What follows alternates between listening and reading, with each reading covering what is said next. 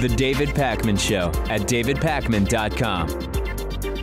Welcome to the first bonus show of 2018. Welcome to all of our new members who signed up yesterday and today with the 2018 David Pakman Show membership coupon code. Welcome, welcome, welcome.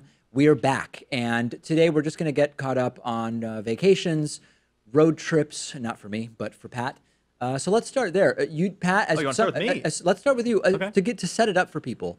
You did over the summer a road trip out west, which went horribly wrong in many, many ways. We won't recount it, but it was problematic. I mean, there were saving graces. I still got to see South Dakota. I still got to see Yellowstone. I mean, it wasn't all bad, but it was quite a story. But it was quite a story. You did another road trip. Now, were you hesitant to do another road trip because of the disastrous nature of the last one? No, because this was with a different friend, and it was with a much more dependable vehicle. I mean, maybe it had 50,000 miles on it, and it's a Subaru, and that thing can go through anything.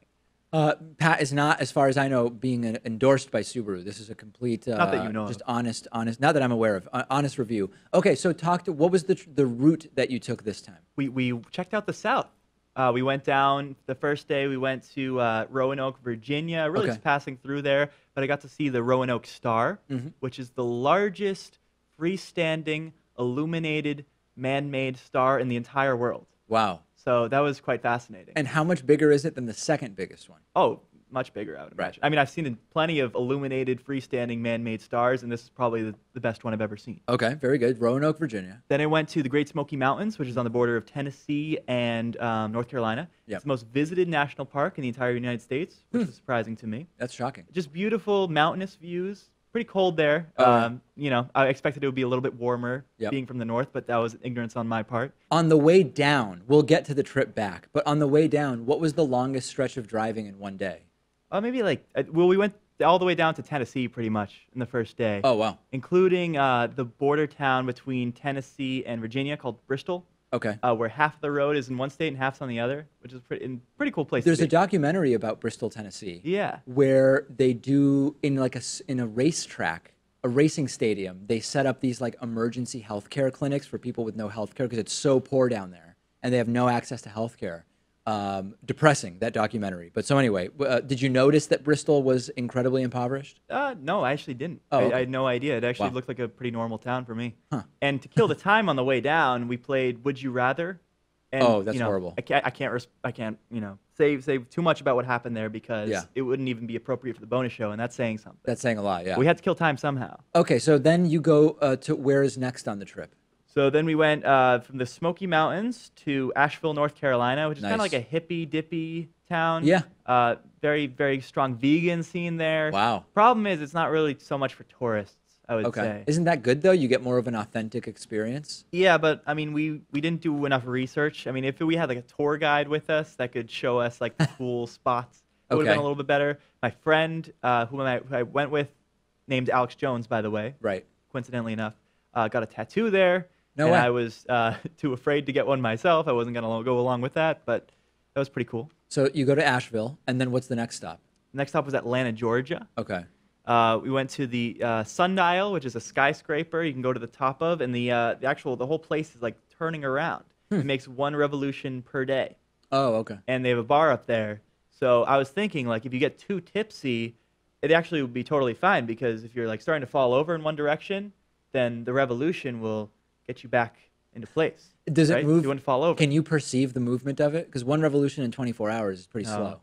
No, I mean, if you can like mark a point in the carpet, and then later on in the day, if you're there for a couple hours, you can see that it's moved, but you don't feel it. Yeah. Interesting. All right. So cool. Atlanta, and then lastly. Well, I got more to say about Atlanta. Oh, there is. Oh, okay. Yeah, I mean, I went to the Martin Luther King Museum, whatever they called it, and they had the podium there from where he gave the "I Have a Dream" speech. Right. That was pretty awesome to see. I went to the Jimmy Carter Presidential Library, controversial Democratic president in some respects. I got to see Georgia Aquarium, which I don't know if that's all too vegan-y myself. No, if you're against, my instinct is if you're against zoos, you should sort of be against aquariums, right? Although I guess in an aquarium, it is more possible to get an environment that is not as restrictive as a zoo. I don't really know. I don't have a strong opinion either way, but it is the world's largest aquarium. Okay. So I think I'm aquariumed out at this point. I don't have to go to one ever again. I think you're done. Yeah, I think that's it for aquariums for you. Yeah. I also had this weird encounter with a homeless person. Oh yeah. Should I go into that? Well, I might give the quick version of it because we don't want to be Yeah. offensive, and I think the version Pat told me earlier might offend people. No, I'm kidding. Yeah. I mean, someone was begging for money. I was with my friend in his car. We stopped in to get some authentic Atlanta coffee at a place called Dunkin' Donuts. And my friend spilled coffee on himself, so I, like a good friend, went into Dunkin' Donuts, grabbed some napkins, and that way he could clean himself off. And in the meantime that I'm in the Dunkin' Donuts, this homeless person starts leaning on the car that we're in and starts asking for money, going through his whole life story about how he was wrongly put in jail for a crime he didn't commit, said that it was for kidnapping and armed robbery, which we weren't too excited to hear about. Right. And started going into his own philosophies and his religious background. And this whole thing, I realized, is kind of like a prelude so he can get into asking for money. Of course. And rather than asking for like $5 or something, something small, he asked for like $100 so he can get a couple nights stay at a hotel and some food. Must have been a nice Subaru you guys were in. Yeah, exactly. And we said, we have plenty of food here. We're on a road trip. Like, we can give you something to eat. And then he wasn't too happy with that. And things took a turn from the worst.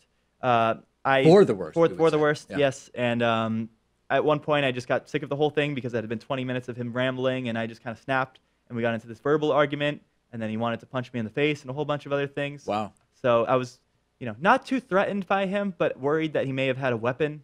So that was my only real concern. Was he physically imposing? No, I wouldn't say so. No, okay. I mean, he was an older guy, too. I mean, I wasn't going to respond in kind with his insults and his threats because I realized he's in a bad situation. I understand that. Yeah. And I'm not going to respond in kind. We tried going like point counterpoint for a little while, but none of my arguments were really getting through to him. I mean, you can't do that whole Peter Boghossian defeasibility. What would change your mind about this? Let me ask you this though: did you feel that you could have left at any time? Like, why did it go on 20 minutes? Is it because you didn't feel? No, because he was standing outside of the car, leaning around the window frame. Yeah. So we couldn't really even just throw it into reverse and backed up because maybe he would have hit the mirror or something. I mean, could you have rolled the window up on him? I don't know because I mean it was, electric window, right? I mean I don't if it would have been bad. I think it would have been a battle. We don't know what's. He had his hand in his pocket for a good amount of the time too. Yeah. We didn't know it was in his pocket. Wow. Yeah, I mean it was kind of a frightening experience.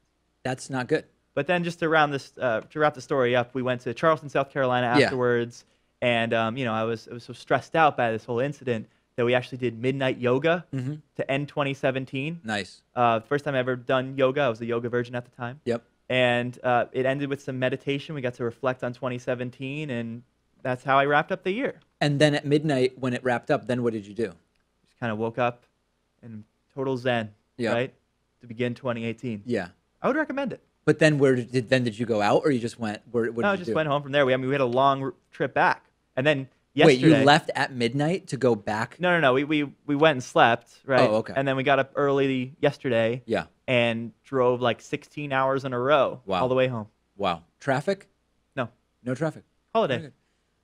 Does it not occur to you? I want to go back to the Dunkin' Donuts thing because coffee has been such a controversy for you on the program. Yeah. When you're on these trips, do you never think, "Hey, I'm going to check out like a local coffee place"? Yeah, I should. But it doesn't occur to you. I mean, I wasn't the only person in the car, right? Right. I mean, I have to weigh my friend's interests as well. Yeah. And it is his car, and he wants to go to Dunkin' Donuts. We can go to Dunkin' Donuts. But if you were to say, "Hey, I'm just going to check on my phone on Yelp for like a local coffee spot," would you mind? Would he mind, or would he allow it? I mean, I think we were en route to somewhere else. Oh, I see. Okay. So it was just kind of like a quick stop. We weren't making this as one of the events on our agenda. We were just severely undercaffeinated, and when you're undercaffeinated, you make poor decisions sometimes. Did you bring Soylent on this trip? No, I didn't need to. No, you didn't need to. Okay. Well, my friend's also a vegan. Is he really? Yeah. And I've become a master in like where to go. Like Moe's is a popular location. Taco Bell, interestingly enough. Wow. A lot of the places had a strong vegan scene, like Asheville, like Charleston. So it was actually okay. Very good. All right. Most interesting vegan dish you ate on the trip? I had peanut butter tofu with mashed potatoes and kale. Wow. It was quite the dish. Peanut butter or peanut tofu? Peanut butter. Peanut butter tofu. I think so. Okay. Not like a spicy peanut sauce. It was like marinated in peanut butter. Wow. If that makes any sense. Okay. Well, Vegan Paradise 2018 for Pat. Okay, so I was away for 5 days, and then otherwise I was just doing family stuff. So I went to Miami Beach for 5 days. Actually no, I was down there for Christmas. I was down there for Jewish Christmas, And what's great is up here in the north, not so much in New York, but in a lot of other parts like Massachusetts, most things are closed on Christmas Eve, things close early, whatever. Not in Miami Beach. And I don't know if it's a combination of just like the high concentration of Jews and because it's a place that a lot of people travel to and because it's warm, so people just want to be out. But like everything was open, Christmas Eve, Christmas Day evening. So it was fantastic because Christmas historically growing up was very, very, very boring. I went down there. It was great. I love Miami Beach. I hadn't been for about 7 years. We had great weather. It was in the 80s. I wasn't expecting to get fully into the ocean because I just assumed it would be very cold. It was chilly water, but I got fully in 4 of the 5 days. It was absolutely fantastic. Yeah, I know up here in the Northeast, it was like -2 Fahrenheit some evenings. It was a record low. It was horrible. record lows. And even It was where insane. I was, which was kind of in the south, but not nearly as far down south as where you were, it was like 40 degrees, something like that. Yeah, You're lucky. it was amazing. And there's a really interesting new art scene in Miami proper, not in Miami Beach, in the Wynwood area. There was some really good political street art, Trump stuff, Bernie depicted as a cowboy. I posted it to my Instagram, which I think a lot of people liked. So really, really great trip. Just hung out, didn't really do anything crazy. One thing I really like about Miami, and the right wingers don't like it, is that Miami it's not like being in Florida. It's barely like being in the United States. It is a way more lefty, multicultural place to be. Every Uber driver we had spoke Spanish. I spoke directly in Spanish. They immediately identify me because of the way I speak Spanish as Argentinian. Most of them were Cuban, although we had a couple of Venezuelan drivers. My first Uber driver, or I'm sorry, not Uber, Lyft. I don't use Uber for political reasons. I use Lyft. Of course. Lyft driver in from the airport. I say, "Oh, where are you from?" He says, "I'm from Venezuela." I say, "Oh, interesting." We start talking about what's going on in Venezuela politically. He was actually in the U.S. under political asylum, so he can't go back to Venezuela right now because he left, under hostile circumstances. And then as we're just driving, we cross from Miami over into Miami Beach through one of the 2 or 3, I think it's 3 bridges that there are. And we're at a stop sign, and I see a Hasidic Jewish man walk by. And I know that there is a significant Jewish population in both Miami and Miami Beach. And I identify clearly this must be, a Jewish neighborhood or whatever. And as we're driving, we're just talking about different neighborhoods and where my girlfriend and I are staying and whatever. And the guy says, "Yeah, this is actually a Jewish neighborhood." And he says it in a way where he's not saying anything beyond that, but the tone was not, "It's so lovely that this is a Jewish neighborhood." A disappointed tone in a way. Disappointed or sort of negative after seeing this Hasidic guy walking around. Now, at this point, I know that if I say nothing or if I encourage him to say more, he's going to go very negative. And so I'm faced with a choice. Do I allow him to embarrass himself and then reveal that I'm Jewish and make the rest of the car ride very awkward? Or do I preempt it? And I decided in this case, merely to just not ruin the ride, I decide to immediately help him out by saying, "Oh, like my girlfriend and I." And he looks in the rearview mirror and he knows I'm from Argentina. We're talking in Spanish, whatever. He is very confused visibly. "Wait, you're Jewish? How could this possibly be?" is what he seems to be thinking. And he says, "Oh, really? Oh, I mean, it's not that it's a bad thing that it's a Jewish neighborhood." Was he also surprised that you spoke Spanish too? Because No.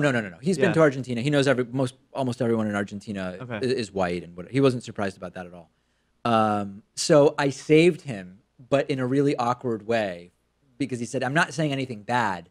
It's just that every neighborhood is different," type of thing. And afterwards, my girlfriend said, "Why did you save him? Because wouldn't it have been interesting to see what he was going to say about the Jewish neighborhood? See if he hangs himself." And I said, "I don't know. It's like, I just arrived.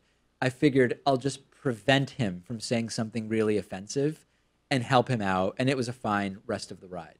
Yeah. A similar incident, although not really, but related, we called a Lyft to go over to Miami, to this Wynwood area to check out some of the street art and also go to Little Havana.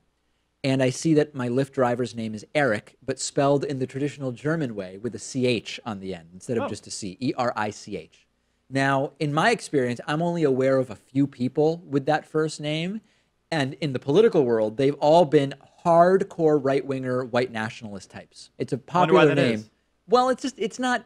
In the West, you don't typically call your kid E-R-I-C-H because it immediately denotes the Third Reich in some way. I mean, it's not a normal Western spelling of Eric.